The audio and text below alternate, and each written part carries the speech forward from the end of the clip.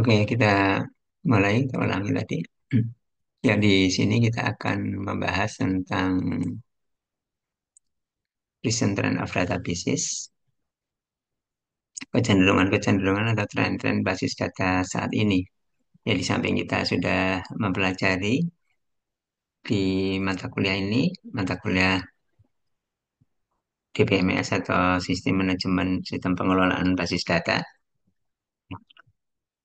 eh, yang kita pelajari terutama adalah yang relasional ya, relational database. Kemudian dengan adanya perkembangan teknologi seperti misalkan adanya AI, Artificial Intelligence, yang sangat berkembang. Misalkan untuk di bidang lain ada ya AI itu ada macam-macam termasuk misalkan generative AI gitu ya seperti LLM. Kemudian juga perkembangan teknologi cloud computing, kemudian ada blockchain, ya kemudian juga perkembangan kebutuhan yang untuk kondisi kehidupan yang semakin cepat, kebutuhan keamanan yang semakin cepat atau semakin ini apa em, responsif. Jadi seperti misalkan real time processing. Di sini ada tiga kelompok yang akan kita pelajari. Yang pertama adalah tipe atau jenis-jenis database. Kemudian yang kedua adalah kecenderungan-kecenderungan database, tren-tren di dalam database, kemudian tren dalam sistem database manajemen sistem dalam software. Ya. Di sini tentunya dengan adanya tren seperti ini bukan berarti bahwa database yang standar atau yang konvensional seperti relational database itu kemudian menurun dengan cepat. Eh, Bukan seperti itu ya, artinya tetap bahwa relational database itu sesuatu yang sangat penting karena kebutuhan dari bisnis atau dari proses dari pengguna termasuk jenis data yang relasional itu masih sangat banyak, ya, masih cukup dominan juga ya. Tetapi dengan adanya em, perkembangan teknologi dan juga perkembangan kebutuhan yang seperti ini juga ini apa semakin berkembang. Oke, kita pertama akan membahas tentang tipe-tipe database. Saya back dulu. Di jenis-jenis database itu paling tidak di sini ada dua yang kita bahas di sini ada dua. Ya paling tidak saat ini ada dua, yaitu apa yang disebut dengan multimodel. Ya, multimodel. Kalau sekarang adalah em, ya dapat dikatakan single model, ya multimodel. Jadi ada berbagai atau multi model-model atau jenis-jenis data yang digunakan. Kemudian yang kedua yaitu cloud native. Ya, jadi ada teknologi cloud computing yang kemudian memang ada database yang kemudian bekerja dalam cloud, tapi secara natifnya ya atau tidak secara terintegrasi menggunakan fitur-fitur cloud. Kalau di sini adalah natifnya memang dirancang database-nya dirancang untuk cloud itu ya. Oke, kita mulai dengan multimodal database. Ya, multimodal database ini adalah sistem manajemen basis data yang mendukung berbagai model. Jadi ada bukan hanya satu, tapi lebih dari satu model database dalam satu platform yang terintegrasi. Saat ini memang bisa ya berbagai model. Model itu maksudnya ini misalnya format datanya yang macam-macam. Itu sekarang memang bisa kita menggunakan data dokumen, data relasional, misalkan contohnya, kemudian diintegrasikan. Ya, tetapi itu membutuhkan satu upaya dan ada eh, kemungkinan atau potensi yang sangat besar dan kenyataannya itu tidak mudah dan juga tidak sepenuhnya bisa terintegrasi.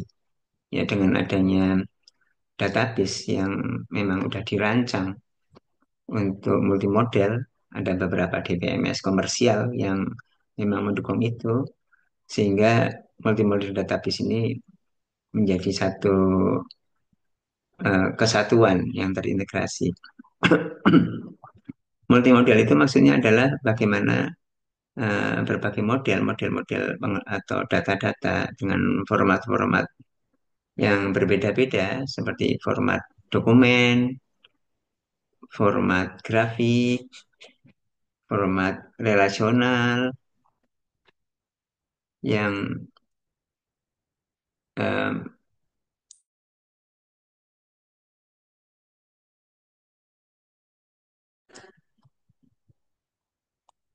ya ya ya di sini kita ada berbagai ini ya berbagai data ya. Ini ada berbagai data yang yang bisa digunakan secara terintegrasi. Ya, ini sebagai contoh adalah eh, dokumen, kemudian grafik, relasional, kemudian ada hal-hal yang lain. Jadi tidak perlu ada lebih dari satu sistem basis data yang terpisah untuk setiap jenis datanya.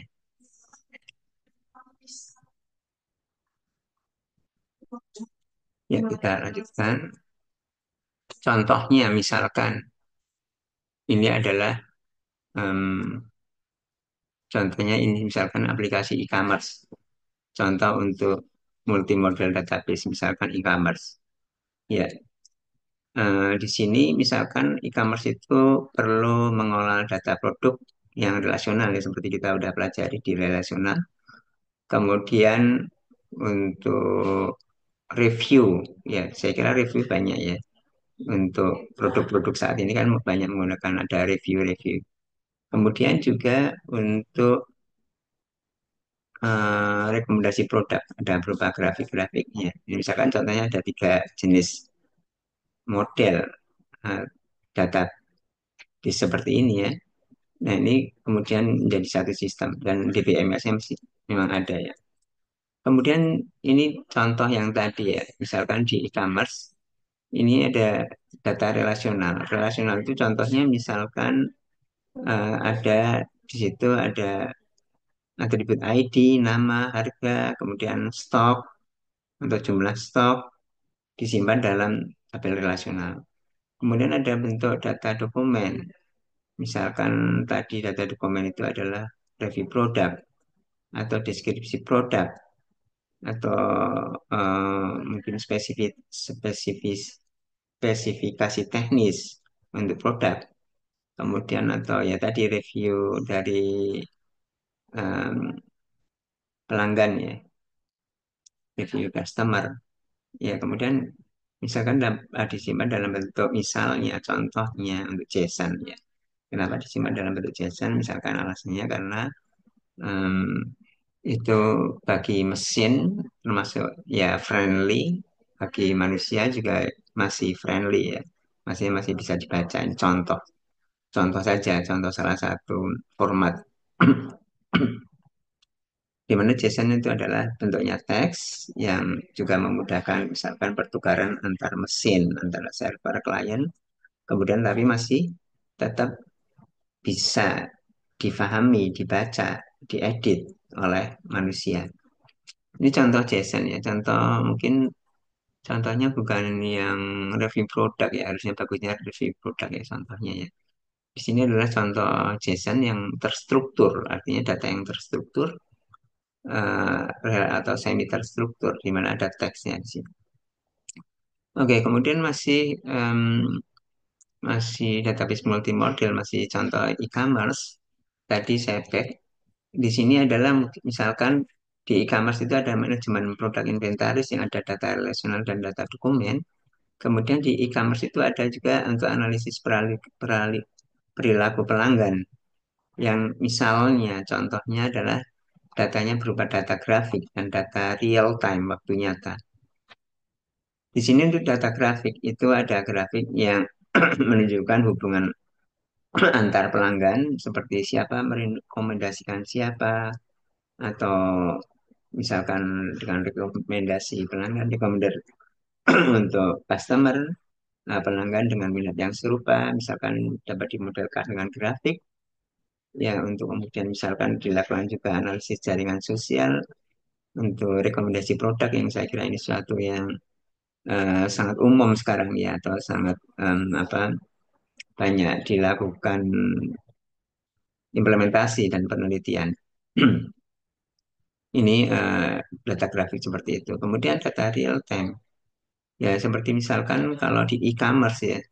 E-commerce itu kan aktivitas di situs web e-commerce seperti misalnya klik-klik, searching, kemudian order, pembelian gitu dapat disimpan dalam real time. Artinya kita dapat menyimpan data real time, kemudian dilakukan analisis tren atas aktivitas-aktivitas pelanggan seperti ini. Iya, dengan adanya real time, jadi lebih diharapkan bisa lebih responsif. Di mana data real time itu adalah data yang dikumpulkan, diproses, kemudian setelah dikumpulkan diproses seperti ini ada klik, searching, kemudian ada order, ada pembelian dan lain-lain yang disampat dalam time series. Time series itu maksudnya ada waktunya, eh, waktunya gitu ya, waktu garis waktu, kemudian ada apa saja yang dilakukan. Nah, kemudian bisa dikumpulkan, kemudian diproses, disajikan, dianalisis dengan real time, misalkan untuk proses yang cukup intensif seperti di sini ada yang banyak banyak pelanggan, misalkan seperti itu. Ya, real time artinya adalah bahwa em, apa selisih atau ini apa waktu aktivitas dari pelanggan seperti klik, searching, order dan lain-lain itu kemudian dilakukan proses atau misalkan proses itu misalkan analisis atau bahkan tindakan itu selisihnya sedikit ya. Contoh yang lain untuk e-commerce juga ya atau barangkali di perbankan yang populer itu misalkan contohnya adalah fraud ya fraud detection bagaimana mendeteksi fraud. Fraud itu adalah penipuan ya. Seperti misalkan penipuan penggunaan kartu ATM, kartu kredit dan lain. Kartu ATM, kartu ATM, kartu ATM,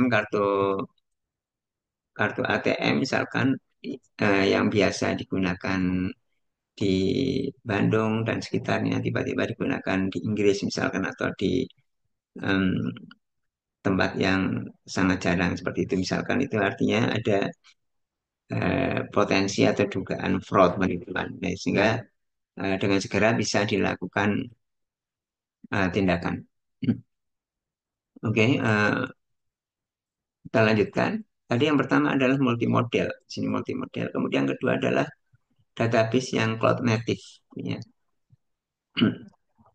Cloud native ini, cloud native database ini adalah sistem basis data yang dirancang memang khusus untuk berjalan di lingkungan komputasi cloud, komputasi awan ya. Jadi berbeda dengan kalau basis data tradisional yang memang ada ya, basis data tradisional yang selama ini kita gunakan, kita pelajari, kemudian ditaruh, diadaptasi ke dalam cloud, di dalam cloud. Eh, itu tidak bisa sepenuhnya memanfaatkan fitur-fitur kemampuan-kemampuan cloud ya. Memang apa eh, mempunyai keuntungan bahwa dia mempunyai yang ditaruh di cloud itu ya basis data tradisional yang ditaruh di cloud itu mempunyai keuntungan bahwa dia bisa menggunakan atau juga mengoptimalkan beberapa fitur cloud tapi tidak sepenuhnya ya. Kalau yang native itu seperti misalkan contohnya di sini adalah secara otomatis bisa penyesuaian kapasitas gitu misalkan, atau di cloud itu bisa tahan terhadap gangguan misalkan, atau konfigurasi-konfigurasi yang ada di cloud bisa dimanfaatkan, dioptimalkan. Ya misalkan contohnya ya, yang seperti itu ya, termasuk juga ya kita lihat nanti ya di akhir atau di kelompok yang ketiga, ini kelompok yang pertama ya.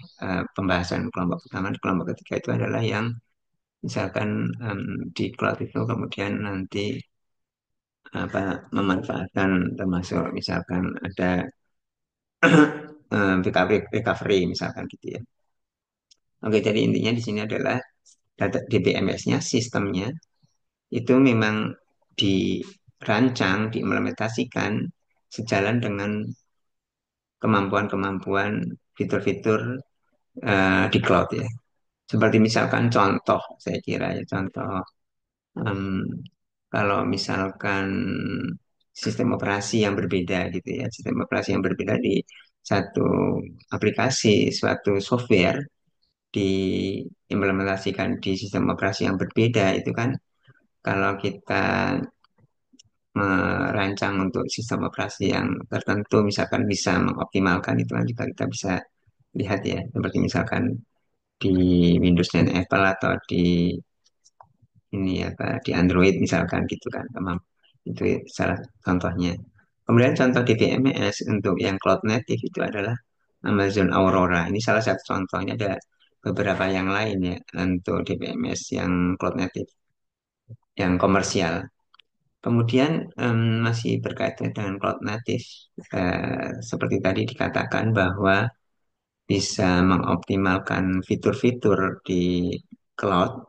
Ini misalkan contoh memanfaatkan lebih sepenuhnya, lebih optimal untuk fitur-fitur di cloud itu misalkan ini adalah yang skalabilitasnya jadi lebih baik, artinya bisa menyesuaikan skalabilitas, menyesuaikan volume, kapasitas untuk penyimpanan secara otomatis sesuai dengan kebutuhan beban kerjanya ya.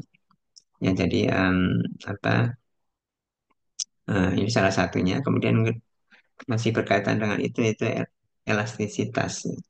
Ya, jadi misalkan sistem gagal, database dapat berpindah ke server lain tanpa kehilangan data. Ya,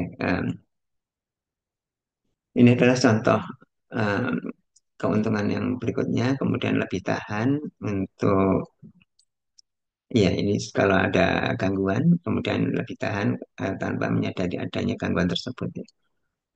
Ini contoh ini kalau em, kita gunakan nih untuk kasus yang lain.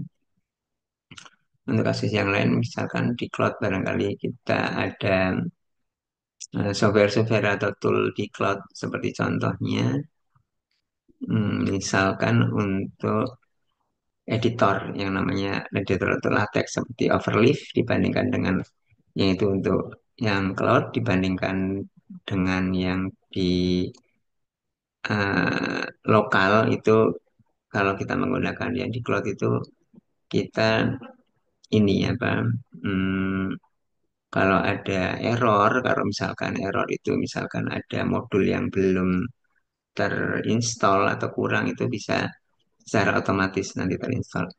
Kemudian contoh yang lain barangkali ya yang berkaitan dengan cloud dan bukan ya ini beberapa fiturnya itu misalkan contohnya mungkin Google Colab ya.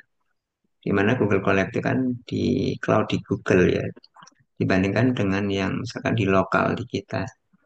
Ya, saya kira misalkan di Google Colab itu waktu misalkan ada library atau ada eh, modul-modul itu bisa seperti kita tidak ini apa atau seperti otomatis gitu ya. Ya jadi lebih otomatis di sini juga termasuk yang untuk yang berulang, kemudian misalkan ada tugas-tugas yang berulang, kemudian akses juga lebih mudah karena di cloud ya, eh, menggunakan internet. Artinya kalau kita bisa mengakses internet, itu artinya kita bisa mengakses database kita yang di cloud tersebut.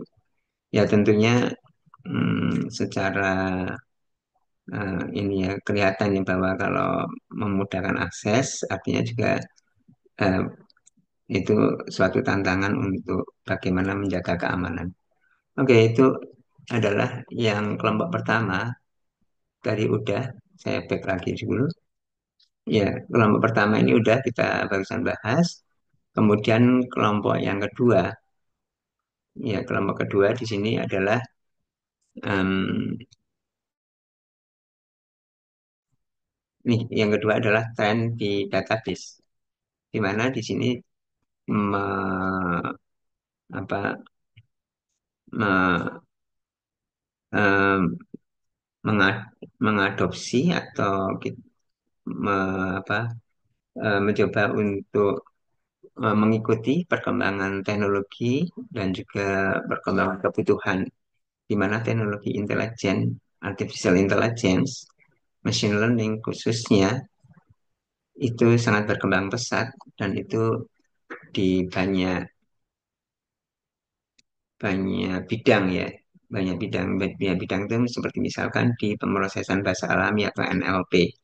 Contohnya misalkan di searching ya seperti mesin search engine, mesin pencari itu kan sekarang banyak dipengaruhi atau banyak didukung lebih bagus, lebih optimal dengan intelligent base. Demikian juga di bidang-bidang lain seperti misalkan image processing dan lain-lain. Demikian juga tentunya di database, bagaimana memanfaatkan database. Kemudian berikutnya nanti akan kita bahas secara sekilas bagaimana keperluan untuk real time ya, untuk real time pemrocessing real time. Tadi di sini sudah disebutkan di model itu adalah datanya salah satunya adalah data real time. Jadi ini sangat berkaitan dengan yang di real time tadi dibahas di sini. Kemudian bagaimana proses real time itu menjadi salah satu kebutuhan saat ini ya. Lebih lebih semakin lebih dibutuhkan, semakin lebih dibutuhkan. Kemudian juga berkaitan dengan isu atau teknologi blockchain yang kemudian itu mencoba diintegrasikan ke dalam database. Ya, kita mulai untuk yang kedua di sini, kelompok kedua, tren di dalam database yang ada beberapa, kita membahas tiga di antaranya. Ya, ini tren di database. Yang pertama adalah bagaimana database itu juga didukung dengan intelligence system atau artificial intelligence. Bagaimana artificial intelligence, kecerdasan buatan itu coba diintegrasikan untuk supaya lebih memperkaya proses database untuk memberikan informasi yang lebih relevan misalkan dan efektif kepada pengguna. Misalkan contohnya di sini membantu memahami query pencarian. Ya, ya kalau em, misalkan saat ini kita melakukan query menggunakan bahasa query seperti SQL yang itu sudah terstruktur, artinya itu SQL itu memang dirancang untuk supaya manusia yang ini ya Pak, lebih dipahami manusia bahasa-bahasanya ya. Structure query language, bahasa yang dipahami manusia dengan select, from, where, dan lain-lain group itu kan sebenarnya relatif dekat ya dengan bahasa Inggris ya. Namun kalau kita lihat seperti misalkan di LLM seperti ChatGPT misalkan gitu. Itu kan bahasanya menggunakan bahasa yang benar-benar bisa bahasa manusia dan sangat-sangat fleksibel ya dan jadi difahami ya. Nah, itu ya eh, seperti ChatGPT itu salah satu intinya itu adalah mm, artificial intelligence atau khususnya eh, berkaitan dengan ini ya Pak, machine learning atau ini apa pembelajaran mesin. Ya ini misalkan contohnya ya di database system bagaimana AI itu digunakan untuk eh, searching query, ya query untuk searching dengan ya ini salah satu yang memang sangat menonjol saat ini adalah dengan modelnya atau pendekatannya itu adalah neural network. Ya, mungkin kita sudah sering mendengar ya apa yang istilahnya adalah deep learning, pembelajaran yang dalam deep learning. Itu adalah em, neural network yang advance atau yang yang deep ya. Jadi itu pada umumnya AI itu atau utamanya AI itu adalah menggunakan neural network atau lebih spesifiknya lagi deep learning. Ya, bagaimana di sini contohnya di poin ini adalah query untuk searching menggunakan dibantu dengan AI khususnya di sini deep learning. Oke, kemudian yang berikutnya em, untuk mengelola informasi secara alami dan interaktif ya, interaktif ya. Jadi bukan hanya untuk menyimpan data database itu, tapi untuk bagaimana user itu bisa secara alami, secara manusiawi, seperti contohnya tadi di sini dengan bahasa-bahasa manusia, bahasa Indonesia, bahasa Inggris, dan bahasa-bahasa manusia yang lain untuk bisa berinteraksi dengan datanya. Ya, ya kemudian juga eh, bagaimana menyampaikan informasi yang lebih bermakna. Ya bermakna itu maksudnya format-format yang ditampilkan untuk analisis, misalkan hmm, ini apa bisa lebih beragam dari database yang kita punyai, yang pun misalkan itu berupa data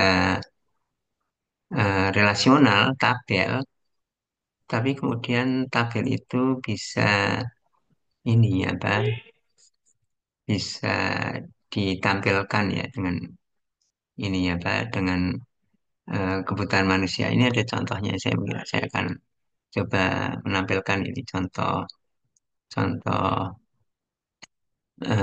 bagaimana ditampilkan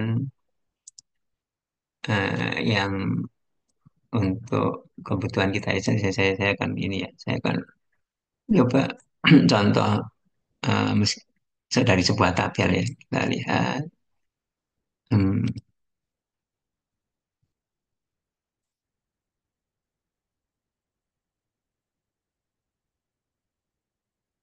Bentar saya buka dulu.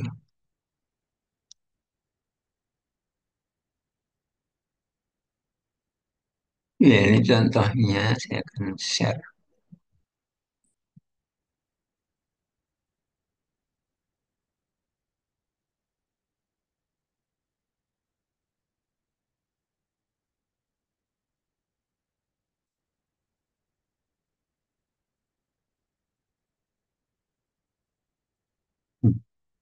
Ini contoh sekilas ya, bagaimana AI itu bisa untuk eh, misalkan tabel, ini tabel bukan database memang, tapi tabel seperti ini, tapi Excel saya gedein ya.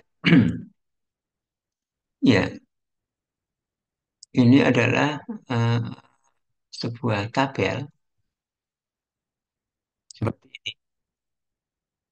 Eh, sebuah tabel dua dimensi yang relasional itu kan seperti ini ya. Kemudian juga misalkan ada highlight kalau dalam kasus contoh seperti ini. Highlight itu ini di highlight ini tahunnya, di highlight bahwa ini kolom tertentu, bahwa ini mungkin yang di kolom tertentu yang ingin disampaikan. Ya, ya kalau di database bisa aja misalkan nanti menggunakan cara bagaimana ya untuk melakukan highlight. Nah, kemudian diminta untuk menampilkan ini apa, data apa. Ya, kalau kita menggunakan tabel relasional ya, kemudian kita menggunakan SQL, itu tentunya em, meskipun SQL itu cukup manusiawi, tapi em, membutuhkan upaya bagaimana membuat SQL yang sesuai, kemudian juga kemampuan yang lebih terbatas saya kira SQL. Nah, di sini kalau untuk kasus contoh seperti ini bagaimana diminta untuk menerangkan tabel seperti ini, misalkan data relasional yang seperti ini diterangkan. Nah, ini menerangkannya adalah seperti ini. Ini adalah outputnya, ini adalah inputnya, di mana inputnya itu adalah ini, termasuk tabel title, section title, tabel description-nya nggak ada, kemudian ini tabelnya, kemudian ini penjelasannya. Bahwa correct finish is 11 NFL session, misalkan ini dengan 8.189 racing, ini ada berarti racingnya ada di sini. Kemudian ada 6 reception karena di sini yang di highlight adalah yang kuning-kuning ini. Kemudian di sini ada yang 4.911 itu apa? Seperti itu. Ini contoh bagaimana em, perkembangan saat ini ya, yang sangat pesat, em, yang saat ini sedang banyak diteliti bagaimana dari format seperti macam-macam format, ada gambar juga, termasuk juga tabel ya. Jadi yang berkaitan dengan kita saat ini adalah berkaitan dengan misalkan database ya. Oh ya, database itu kan bukan hanya juga tabel ya, database itu juga bisa berupa gambar. Sehingga eh, kita juga ini ya, Pak, gambar-gambar juga bagaimana kemudian coba diminta ditampilkan dengan cara yang perintah yang lebih alami tadi ya. Oke, jadi ini bagaimana data ditampilkan, disajikan secara lebih bermakna.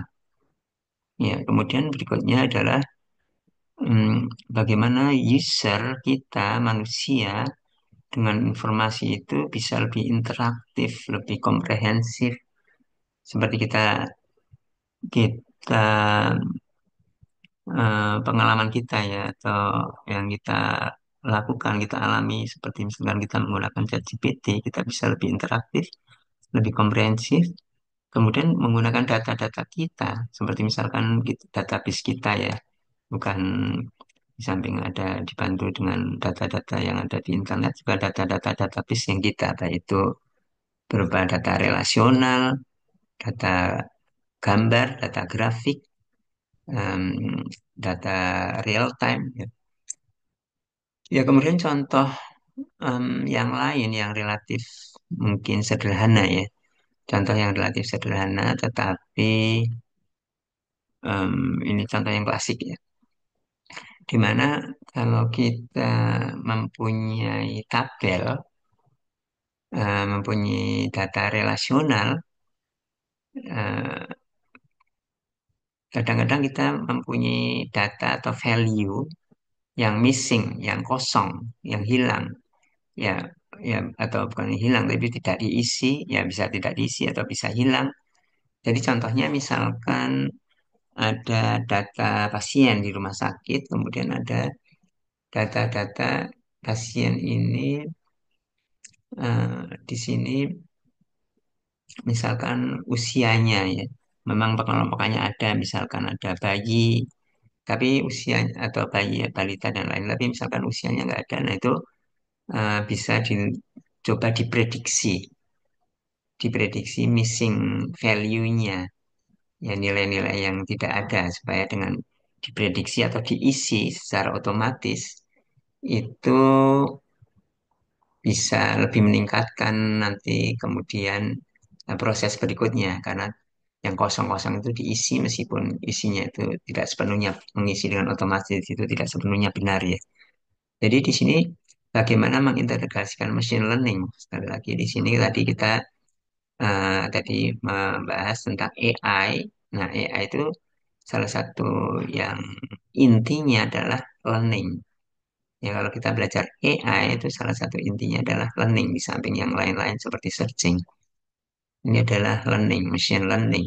Machine learning itu tadi di slide sebelumnya menggunakan saat ini utamanya menggunakan neural network atau deep learning ya. Ya, kemudian ini jadi database-nya dapat lebih artifisial, lebih cerdas, lebih adaptif, mampu menyelesaikan tugas yang lebih kompleks karena dibantu dengan proses learning, proses yang artifisial atau yang intelijen maksudnya. Ini kemudian contohnya memperbaiki validasi data, bagaimana data itu divalidasi, jika misalkan eh, mungkin ada data-data yang sepertinya kurang akurat atau aneh atau em, outlier gitu ya, suatu pencilan yang berbeda dengan yang di kelompoknya itu kemudian misalkan contohnya seperti itu kemudian divalidasi atau juga bahkan yang tadi yang missing atau yang datanya yang hilang atau yang tidak terisi tadi. Oke, itu adalah yang pertama yaitu intelijen. Kemudian di train di database itu bagaimana mengadopsi kebutuhan dan juga teknologi untuk pemrosesan yang data yang real time, ya, waktu nyata. Ya, di mana proses ini apa proses em, ya proses bisnis ya itu banyak yang memang real time seperti tadi contohnya e-commerce ya dengan adanya klik, searching, order yang dilakukan kemudian disimpan dalam bentuk real time, kemudian diproses, dianalisis dengan cepat tidak lama setelah user melakukan aksi-aksi atau operasi-operasi tadi ya.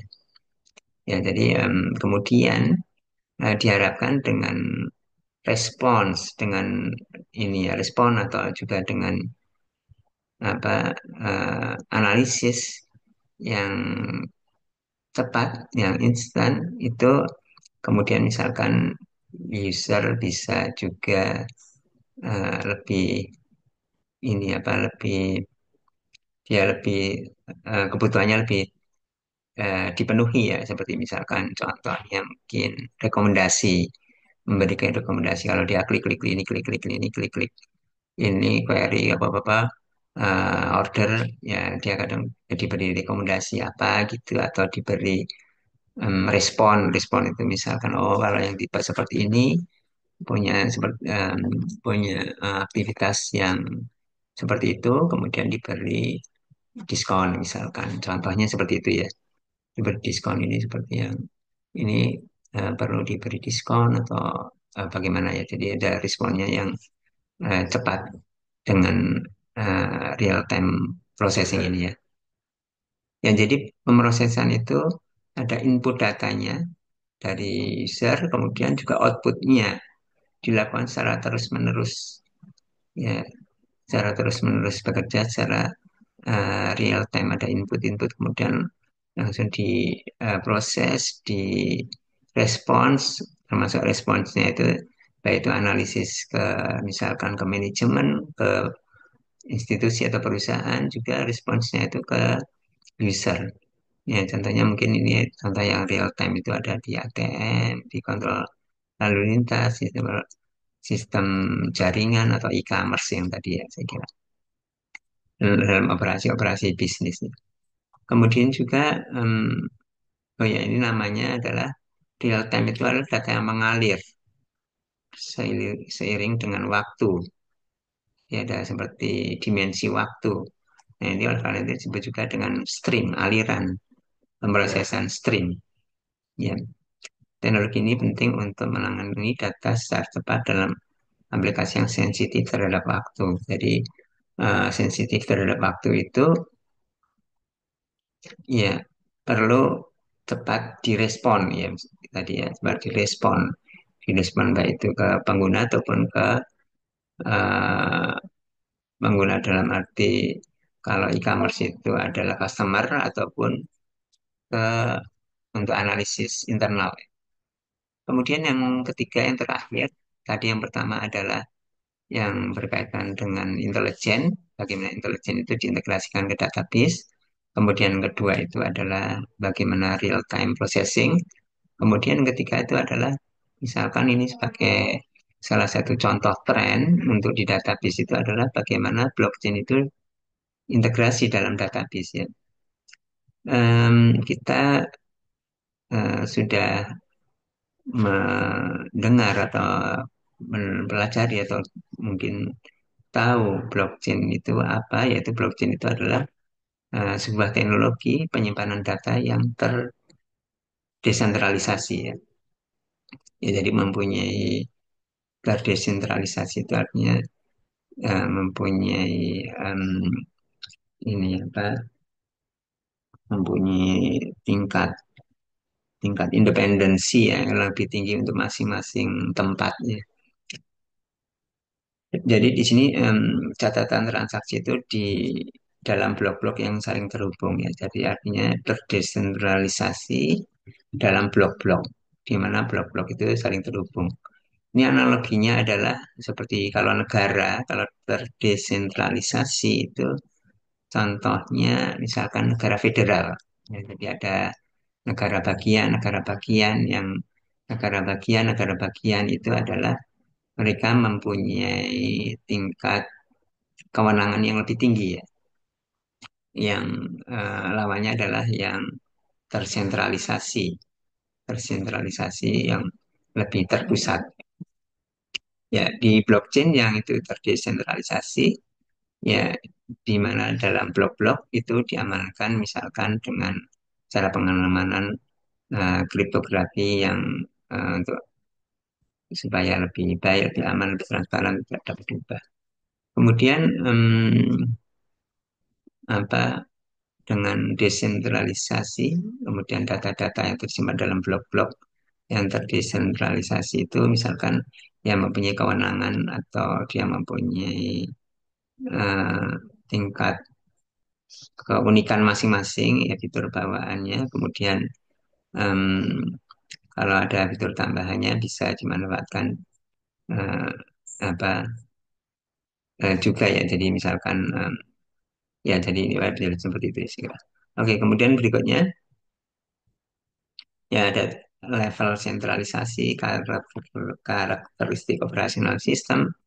Ya artinya ya tergantung dengan mungkin level atau kebutuhan dari user. Di samping desentralisasi, tapi juga ada faktor-faktor mungkin ini apa tingkat desentralisasi, tingkat sentralisasi yang kita bisa atur sesuai dengan kebutuhan. Jadi di sini tekanannya adalah ada proses desentralisasi yang poin-poin berikutnya sebelumnya tadi ya. Ya kemudian ya di sini disesuaikan dengan kebutuhan, kebutuhan untuk bisnis atau kebutuhan untuk kita prosesnya bagaimana ya. Dan desentralisasi dan sentralisasi yang trade-off antara desentralisasi dan sentralisasi. Oke, itu adalah tiga hal untuk yang tren di dalam database, yaitu setback depan banget. Ya, ini kita udah bahas bagaimana intelijen coba diintegrasikan di database, di eh, mendukung database, kemudian proses data yang real time, kemudian integrasi blockchain. Kemudian yang terakhir di sini adalah tren di sistemnya itu sendiri. Ya, di sistem untuk database. Di mana ini paling tidak ada dua yang kita akan bahas ya. Ini masih terkait sebenarnya antara satu dan dua itu masih terkait. Masih terkaitnya adalah eh, salah satu kaitannya ya. Salah satu kaitannya itu adalah karena sama-sama umumnya di sini adalah yang cloud based ya. Kemudian di sini juga membahas cloud masih tentang cloud computing. Jadi cloud itu satu yang penting ya, seperti hanya di sini dibahas di cloud. Oke, ini tren di sistem. Kita lihat di nomor tiga, di bagian tiga, dan di sistem. Yang pertama adalah database. DBMS itu adalah sebuah software sistem. Em, Namun kemudian kita berbicara bagaimana database itu bukan hanya kita yang menggunakan database, organisasi, perusahaan yang menggunakan database, em, tentunya membutuhkan bukan hanya softwarenya saja, tapi juga yang lain-lain seperti misalkan mesinnya, fisiknya, kemudian em, ininya technical teamnya, kemudian technical team dan juga termasuk maintenance ya. Jadi bagaimana database itu sekarang menjadi service, jadi layanan, ya.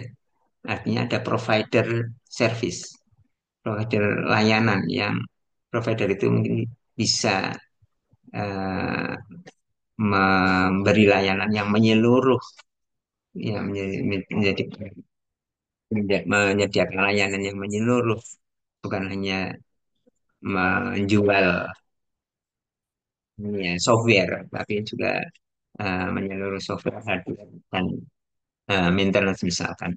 Ya, jadi aplikasi dan pengguna dapat mengakses setelah berinteraksi dengan jarak jauh, misalkan dengan layanan cloud. Jadi misalkan layanan database itu misalkan yang umum, yang memudahkan itu ya sekarang misalkan menggunakan teknologi cloud ya, yang itu sebagai layanan disebut dengan DBaaS atau Database as a Service. Jadi sebagai salah satu layanan yang menyeluruh tanpa misalkan perlu menyiapkan, memelihara infrastruktur pendukung. Ya, infrastruktur pendukung itu misalkan contohnya bagaimana melakukan backup, kemudian backup untuk recovery misalkan gitu ya. Kalau terjadi eh, ada kegagalan, ada failure, kemudian di recover misalkan seperti itu. Jadi sebagai satu layanan yang itu ya, yang dengan tetapi sebagai sebuah layanan itu menghilangkan kebutuhan akses fisik ke basis data. Jadi artinya misalkan kita tidak perlu mempersiapkan data center, ruangannya, kondisi ruangan AC-nya, kemudian juga tentunya mesinnya, ya, ya perusahaan dapat menggunakan basis data seperti sumber daya jarak jauh lainnya, misalnya kapasitas pemrosesannya. Jadi tidak perlu menyediakan atau membeli hard disk atau bukan hard disk, maksudnya storage ya, storage untuk database perlu ditambah atau kalau berkurang nanti perlu dikurangin bagaimana caranya. Nah itu sudah tidak memikirkan itu ya. Jadi seperti layanan yang berkelola yang lain, jadi provider yang untuk provider untuk layanan database itu juga bertanggung jawab terhadap maintenance seperti misalkan ada updating atau patching ya, ada update-update kalau seperti eh, komputer kita kan kadang perlu update secara apa kadang-kadang perlu update ya, perlu update dari sistem kita ya. Jadi nanti misalkan atau memperbarui itu ada kelemahan-kelemahan yang kemudian diketahui, kemudian perlu dimasukkan di situ atau juga update atau upgrade di sini atau juga untuk backup datanya. Jadi ini adalah ada proses-proses eh, di luar atau maintenance ya, sekira maintenance itu ada macam-macam proses. Ini termasuk ada paling tidak tiga ini. Oke, kemudian ada keuntungannya yaitu dari sisi availabilitas atau ketersediaan tinggi. Ya, ini bisa menjadi solusi yang handal ya untuk memastikan data yang bisa selalu diakses, kemudian meminimalkan waktu downtime, waktu tidak aktif, kemudian memaksimalkan produktivitas ya. Dalam arti di sini karena provider itu memang dia konsentrasi ke situ jualannya ya. Berbeda dengan kita misalkan atau perusahaan yang urusannya itu sebenarnya mengurus data centernya dia perusahaan itu atau termasuk juga softwarenya di situ, mengupgrade dan lain-lain software di situ itu bukan yang utama ya. Seperti misalkan Telyu katakanlah, Telyu kan ininya core-nya bidang utamanya di education ya, di pendidikan. Oleh karena itu ya yang tentunya yang lebih diprioritaskan, yang ditekankan bagaimana memikirkan di pendidikan supaya semakin maju.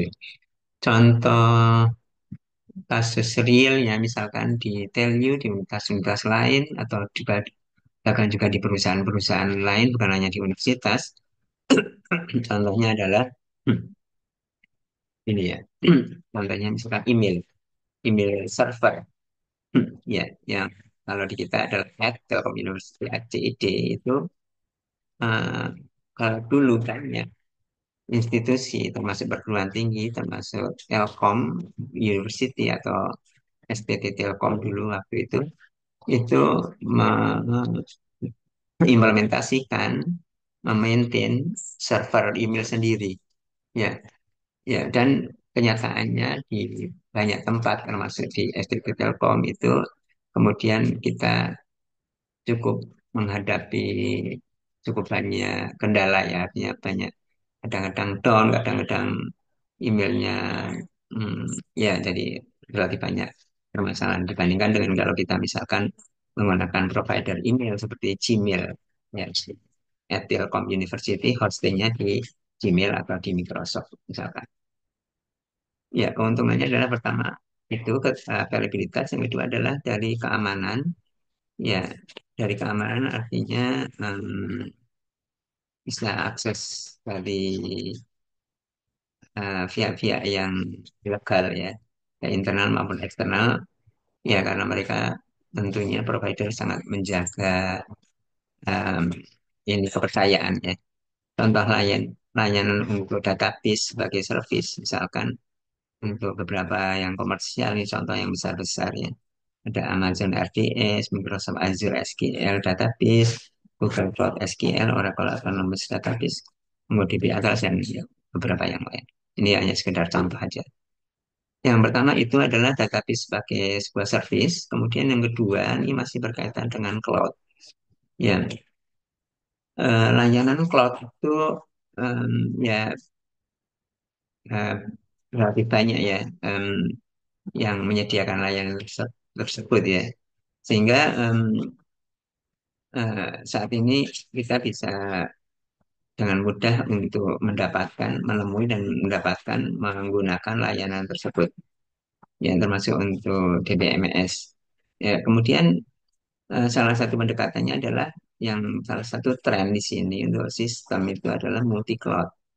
Artinya kita dengan adanya beberapa service paling tidak tiga ini ya, yaitu ada infrastrukturnya IaaS, infrastrukturnya atau platformnya atau softwarenya, ya kita mungkin bisa menggabungkan dari berbagai layanan cloud tersebut ya. Jadi bukan hanya tergantung dari satu atau kita bisa menggunakan dua atau lebih eh, provider penyedia cloud publik untuk digunakan dikombinasikan dalam yang kita gunakan ya. Dan kemudian dipilihkan nanti yang cocok ya bagaimana em, apa bisa mengintegrasikan itu. Ya ini eh, jadi kita salah satunya adalah tujuannya adalah mengurangi ketergantungan kepada satu vendor saja, satu penyedia layanan saja ya, sehingga untuk lebih mengoptimalkan, meningkatkan untuk kelangsungan proses kita, bisnis kita, kemudian kita bisa memanfaatkan lebih dari satu. Tantangan utamanya tentunya bagaimana menyatukan atau mengorkestrasi ya, yang memang cocok ya sepertinya dengan hati-hati dan kemudian untuk keberlanjutan. Artinya Kita tidak hanya memikirkan saat ini, tapi bagaimana ke depannya, keberlanjutan untuk penyatuan dan arah masing-masing dari uh, database service di provider-provider yang berbeda. Ini adalah multi, masing-masing di menggunakan layanan cloud. Kalau hybrid itu menggabungkan antara layanan cloud dengan yang di lokal kita, host lokal kita, komputer kita. Ya, bagaimana kita menggabungkan um, dengan yang ada di kita ya.